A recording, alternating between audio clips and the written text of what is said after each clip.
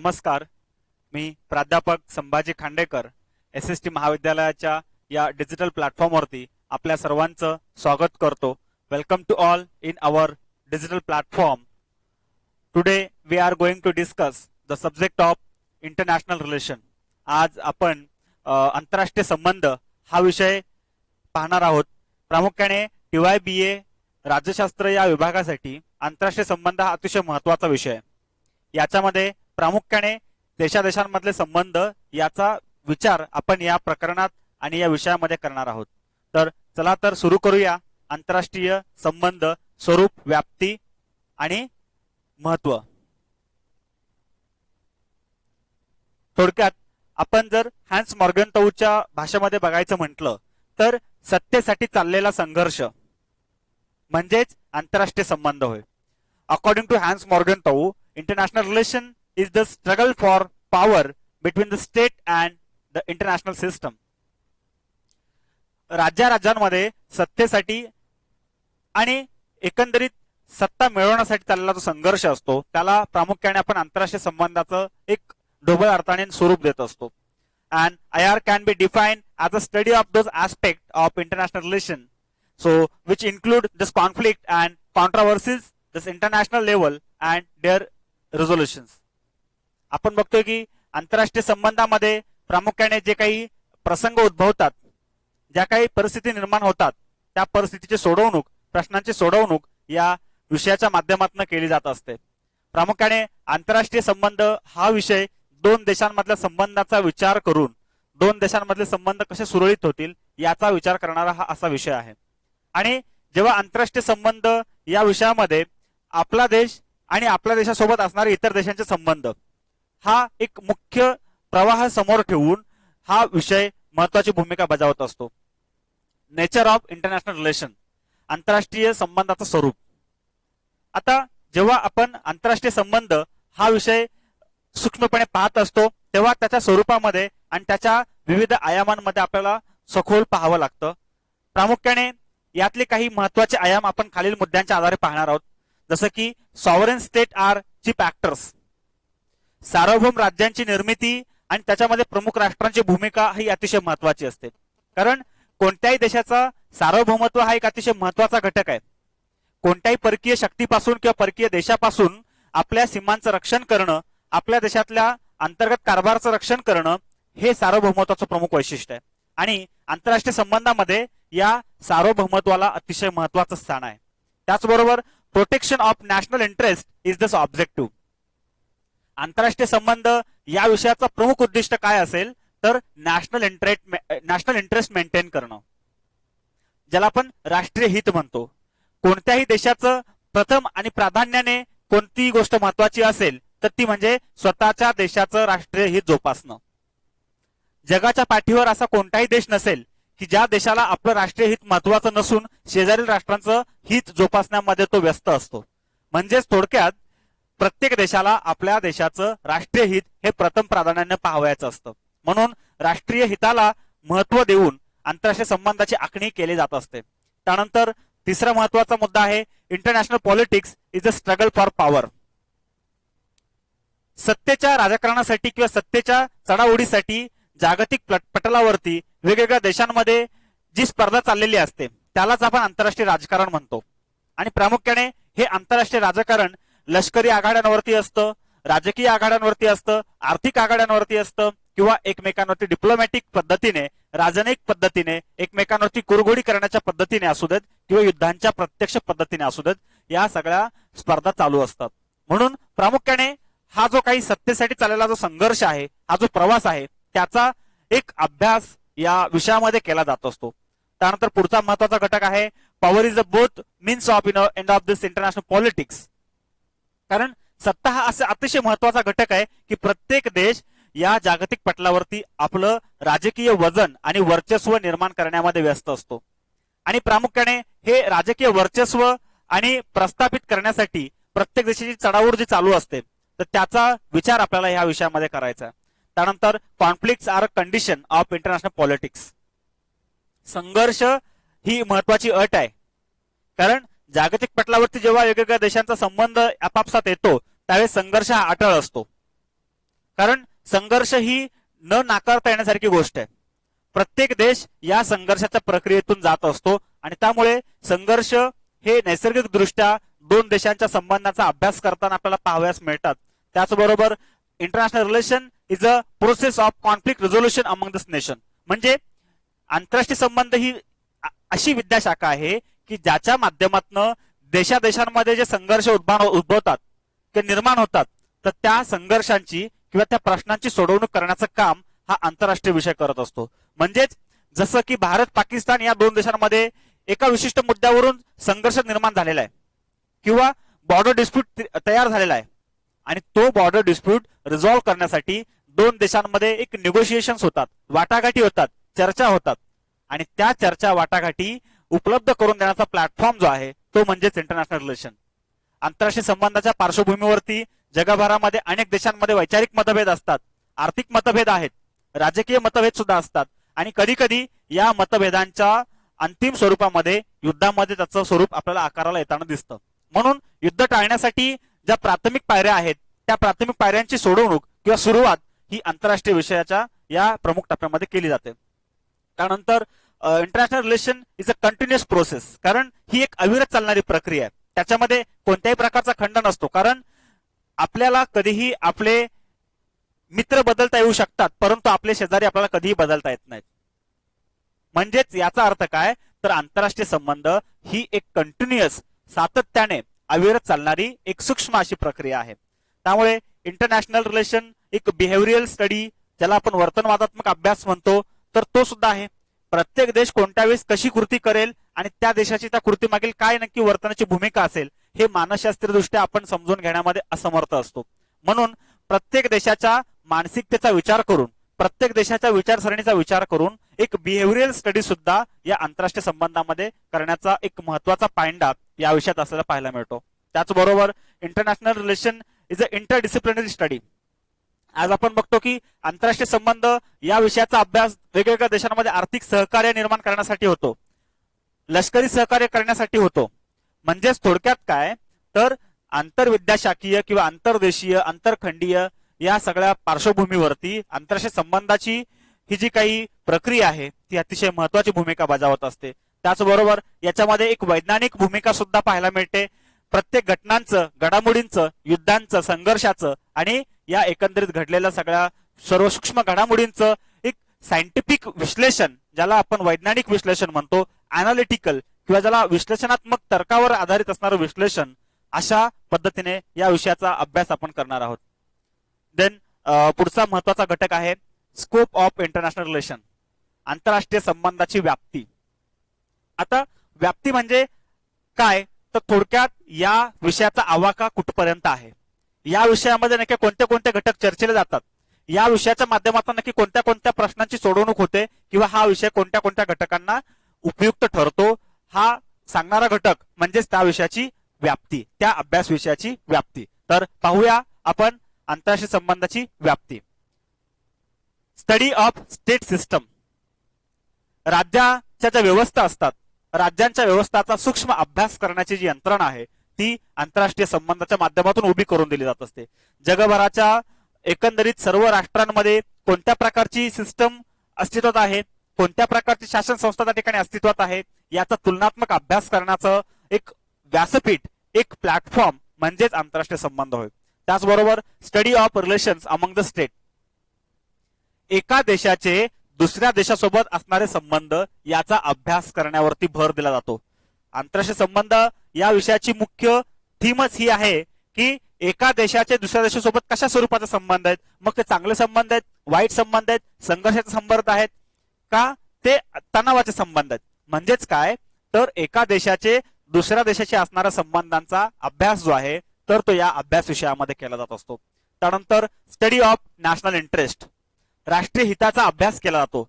समजा for example Bharat हा देश आहे, भारत देशाच्या हिताने जे घेतले जाणारे महत्वाचे निर्णय असतात, मग ते कोणतेही असू देत, ते प्रथम प्राधान्याने सोडवण्यावरती त्या देशाचा एक उद्देश असतो. जसं की पाकिस्तान या देशासाठी त्यांचे उद्देश महत्वाचे असतात, तसं भारतासाठी भारताचा कार्यक्रम हा महत्वाचा आहे. म्हणजेच काय, तर प्रत्येक देश आपापल्या देशाचं राष्ट्रीय हित संबंधित आणि संवर्धित करण्याचा प्रयत्न करत असतो. आणि हे सर्व करत असताना प्रत्येक देश एका जागतिक पटलावरती इतरांच्या बरोबरीने आपल्या देशाचा जास्तीत जास्त फायदा कसा होईल याचा विचार या राष्ट्रीय हित या संकल्पनेमध्ये करताना दिसतो. पुढील संकल्पना the study of national power, राष्ट्रीय सत्तेचा अभ्यास.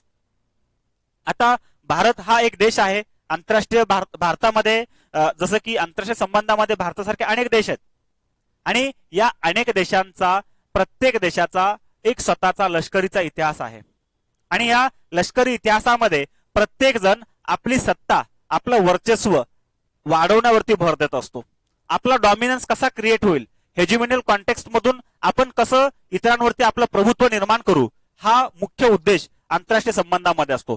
कारण मनुष्याचा आणि प्रामुख्याने एकंदरीत सगळ्या परिस्थितीचा एक नैसर्गिक स्थायी भाव आहे की त्या ठिकाणी आपलं प्रभुत्व निर्माण करणं, वर्चस्व निर्माण करणं, इतरांवरती आपलं वर्चस्व आणि कमांड ठेवणं. आणि त्याचबरोबर जेव्हा आपण देशाचा विचार करतो, देशाच्या बाबतीत पण आपण नेहमी हीच धारणा ठेवतो की इतर देशांवर सुद्धा आपलं वर्चस्व असलं पाहिजे. त्यानंतर the study of international law, आंतरराष्ट्रीय कायद्याचा अभ्यास करण्यावरती विशेष भर या आंतरराष्ट्रीय संबंधाच्या विषयामध्ये केला जातो. प्रामुख्याने जसं आपण बघतो की प्रत्येक देशाचा एक सर्वोच्च कायदा असतो आणि तो सर्वोच्च कायदा अबाधित ठेवण्याचं काम त्या देशातली न्याय यंत्रणा करत असते. परंतु जेव्हा एखादा विषय आंतरराष्ट्रीय प्लॅटफॉर्मवरती किंवा इंटरनॅशनल प्लॅटफॉर्मवरती नव्याने निर्माण होत असतो तेव्हा त्याची सोडवणूक करण्यासाठी आंतरराष्ट्रीय कायद्याचा अभ्यास या विषयाच्या अंतर्गत करावा लागत असतो. त्याचबरोबर the study of foreign policy, परराष्ट्र धोरणाचा अभ्यास. जसं की भारताचं परराष्ट्र धोरण, त्या परराष्ट्र धोरणाची काही महत्वाची वैशिष्ट्ये आहेत. भारताच्या परराष्ट्र धोरणामध्ये पंचशील तत्व आहेत. आपण आपल्या न्यूक्लिअर धोरण, जे आपलं आण्विक धोरण आहे, त्याचा कार्यक्रम आणि त्याची धोरणं सुद्धा आपण तयार केलेली आहेत. त्याचबरोबर पूर्वेकडे कहा किंवा इतर देशांशी असणारे संबंध आणि व्यापारी संबंध, लष्करी संबंध, हे सगळे संबंधांचा अभ्यास आपण आपल्या फॉरेन पॉलिसी या विषयामध्ये करत असतो. म्हणून फॉरेन पॉलिसी म्हणजेच परराष्ट्र संबंध या विषयाच्या माध्यमातून आपण वेगवेगळ्या देशांचा अभ्यास अतिशय सूक्ष्म पद्धतीने करत असतो. याच्यातनं होतं काय तर आपल्याला वेगवेगळ्या देशांचा तुलनात्मक अभ्यास करता येतो आणि त्यांच्याशी आणखीन संबंध वाढवता येतात, वृद्धिंगन करता येतात, डेव्हलप करता येतात. त्यानंतर the study of international organisation. आज आपण बघतोय की जागतिक प्लॅटफॉर्मवरती वेगवेगळ्या आंतरराष्ट्रीय संघटना आहेत, वेगवेगळ्या क्षेत्रामध्ये वेगवेगळ्या सेक्टरमध्ये काम करणाऱ्या संघटना आहेत.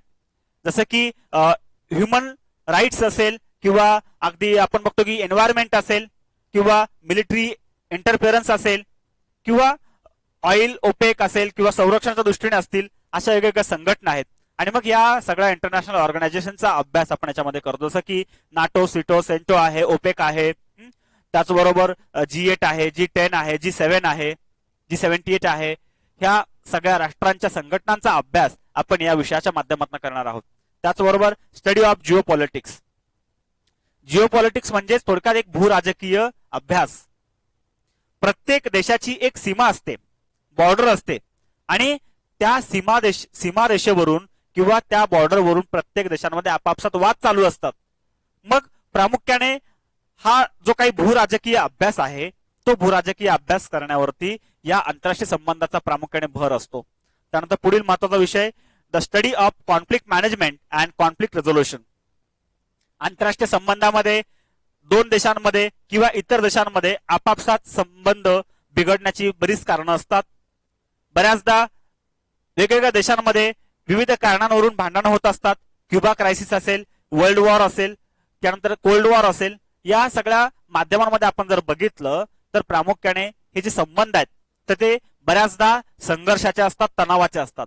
मग हे तणावपूर्ण बनलेले संबंध कशा पद्धतीने शांत करता येतील, त्या प्रश्नांची सोडवणूक कशा पद्धतीने करता येईल, या सगळ्या प्रश्नांचा अभ्यास या विषयामध्ये केला जातो आणि आंतरराष्ट्रीय प्रश्नांची सोडवणूक करण्यावरती हा विषय महत्वाची भूमिका पार पाडत असतो. म्हणून आंतरराष्ट्रीय संबंध या विषयाला अतिशय महत्वाचं स्थान आहे आणि ही या विषयाची व्याप्ती आहे. त्याचबरोबर आपण आणखी पुढील सेक्टरमध्ये जर बघितलं तर study of war and peace.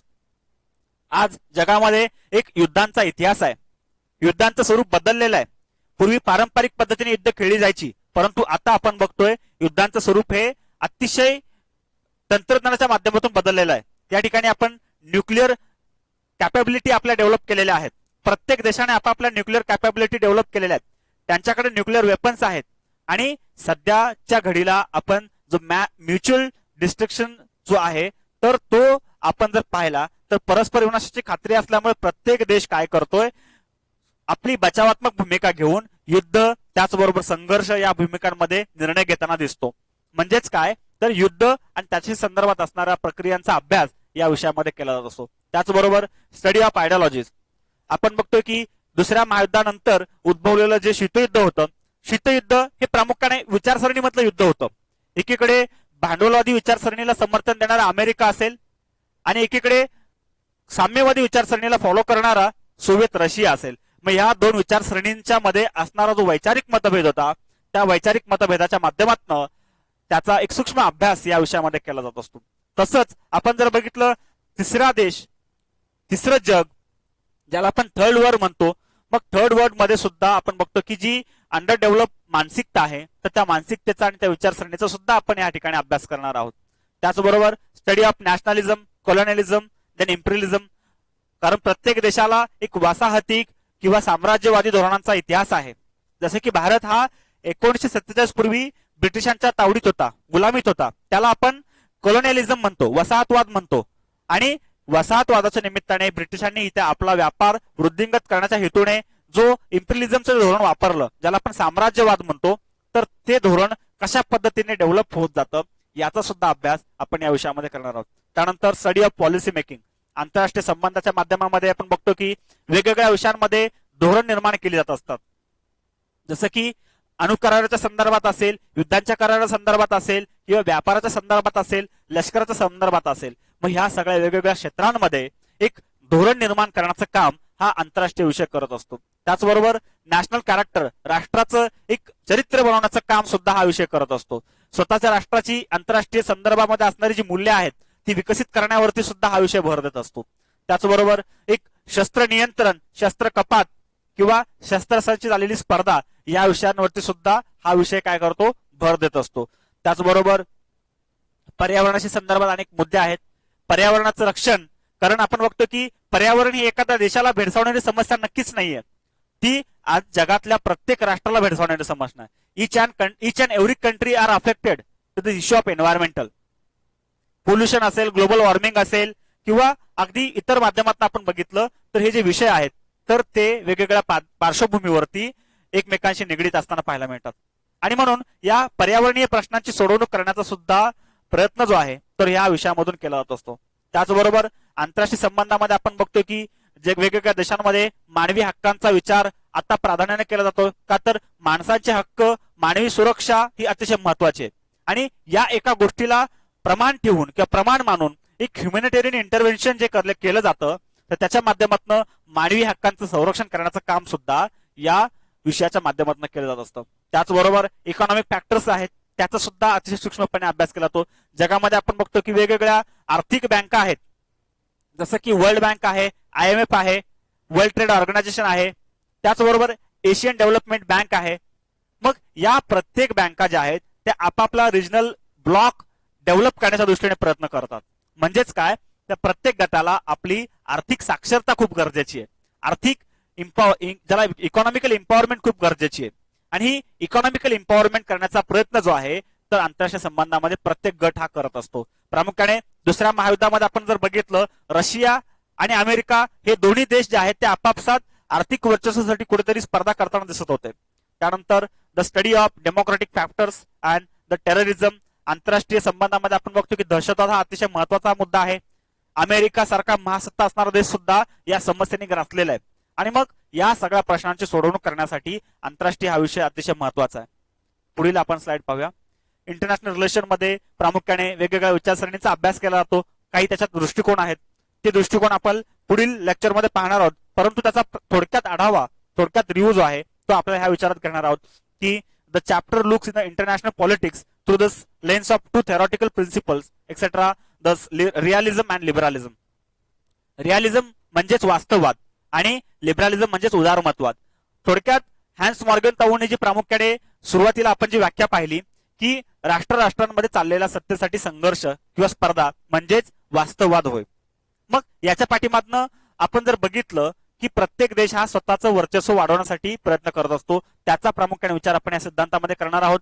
दुसरा सिद्धांत होता लिबरलिझम, उदारमतवाद. आपण बघतोय की प्रामुख्याने दुसऱ्या महायुद्धानंतर प्रत्येक देशांमध्ये आर्थिक संबंध जे वाढीस लागावेत त्यासाठी एक आर्थिक संरचना मोकळी करून द्यावेत किंवा मुक्त व्यापार तत्व जे आहे तर ते स्वीकारून जगामध्ये एक मोकळी व्यवस्था निर्माण करण्यावरती या व्यवस्थेचा भर होता.